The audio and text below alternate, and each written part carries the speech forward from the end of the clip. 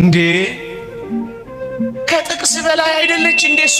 ምእመናን ወገኖቼ እኛ ልንጠቅማት ምን ወስዳት ይመስላችኋል? አንዳንዶች ስንቱን ተጠቀምንባት ወገኖቼ። ምንም የተጠቀማችሁት የለም በዚህች ሰማያዊት ቅድስት ድንግልና። እንባችሁ አልታበሰም። ኪዳነ ምሕረት ደጅ ሄዶ ያፈረ ማን ነው ወገኖቼ?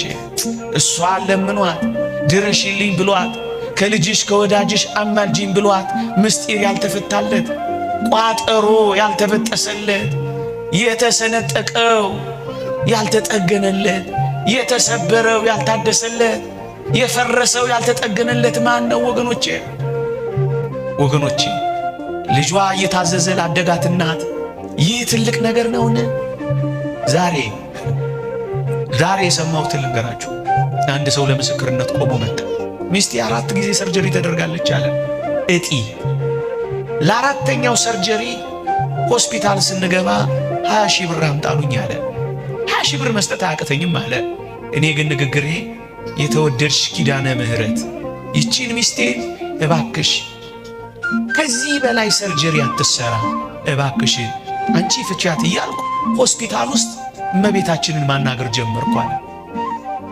ከዛ ሪፈራሉን አለ የሪፈር ወረቀቱን ይዤ እኔ ግን የምነጋገረው ሚስቴን አንቺ አድኝልኝ እያልኩ እያወራው ባጃጅ ውስጥ ገባንና አለ ወደ ኪዳነ ምሕረት ቤተክርስቲያን ሄድን አለ። በሸክም ነው ያለችው አለ። ልክ ኪዳነ ምሕረት ቤተክርስቲያን ስንገባ በሸክም የነበረችው ሚስቴ ቆመች። እግዚአብሔር ያሳያችሁ። እጅግ ብርቱ የሆነው ምናልባትም ወደ ካንሰር ይቀየር የነበረው ያ እጢ የት እንደገባ አይታወቅም። 3 ወር ሙሉ ስለቴን ለመፈጸም ታገስኩ አለ። አሳየኋት አለ። ይህች ሴት ልክ ኪዳነ ምሕረት ግቢ እንደወሰድኳት እኔ ያየሁትና ማምነው አለ የተወደደች ማርያም ሰርጀሪ እንደሰራቻት እርግጠኛው ሆንኩኝ አለ። ከ3 ወር በኋላ ጤናማ ናት አለ። 20 ሺህ ብሩን ለሆስፒታል መከፍለውን ይኸው አምጥቻለሁ ብሎ ዛሬ ነው።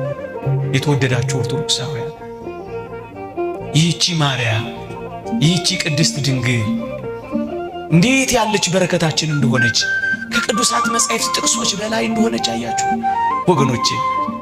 ለዚህች ለተወደደች ቅድስት ድንግል የተሰጠው ጸጋ እኮ የሰማይና የምድር ሀብት እኮ ነው። ጸጋን ሁሉ የተመላች ሆና ምልጃ ለማርያም ቁም ነገር ነው።